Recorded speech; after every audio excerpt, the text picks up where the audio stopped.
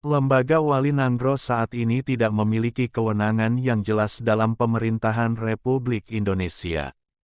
Inilah yang membuat posisi kelembagaan Wali Nanggro tidak lebih dari pemersatu adat dan jauh dari harapan perundingan damai seperti kesepakatan antara Gerakan Aceh Merdeka, GAM, dan RI pada tanggal 15 Agustus tahun 2005 lalu.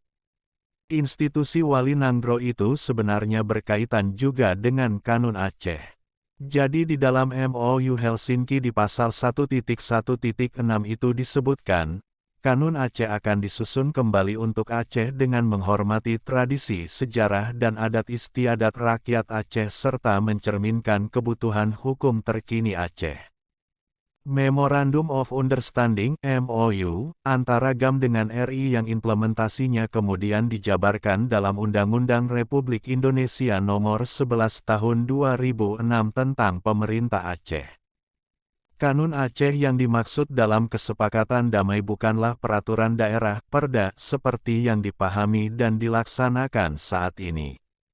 Jadi sebenarnya Kanun Aceh itu bukan perda, tetapi Kanun Aceh itu sebuah institusi murni di Aceh yang isinya itu adalah saduran dari Kanun Mekuta Alam Al-Asya yang dulu pernah dipakai di zaman Sultan Iskandar Muda. Kanun seperti itulah yang dimaksud GAM dalam perjanjian damai di Helsinki pada 2005 lalu untuk diaktifkan kembali di Aceh, dengan menyesuaikan kebutuhan hukum Aceh. Naskah Kanun Mekuta Alam Al-Asya tersebut masih dapat ditemukan di Universitas Kebangsaan Malaysia UKM di Bangi. Naskah yang panjang dari Kanun Al-Asya itu masih ada di sana bertuliskan dengan huruf Arab ataupun huruf Jawi, yang dulu kanun itu dipergunakan di Asia Tenggara, termasuk Brunei Darussalam, Malaysia bahkan hingga Patani. Jadi kanun itu sebenarnya yang dihidupkan. Konun yang saat ini diaplikasikan dalam sistem pemerintahan di Aceh sama sekali jauh panggang dari api. Alhasil peraturan-peraturan daerah yang dilahirkan justru disebut dengan kanun dan tidak jauh berbeda dengan daerah-daerah lain di luar Aceh.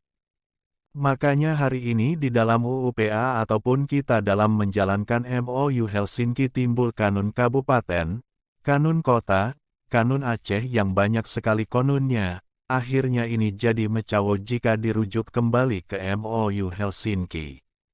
Karena kanun itu satu, jadi perda seharusnya tidak dipakai dengan nama kanun, dapat dipakai dengan bahasa-bahasa lain dalam adat Aceh. Adanya kesalahan dalam penerjemahan butir-butir kesepakatan damai antara GAM dengan RI, dari bahasa Inggris ke bahasa Indonesia. Salah satu kesalahan penafsiran yang dimaksud tersebut termasuk terkait poin Wali Nanggro.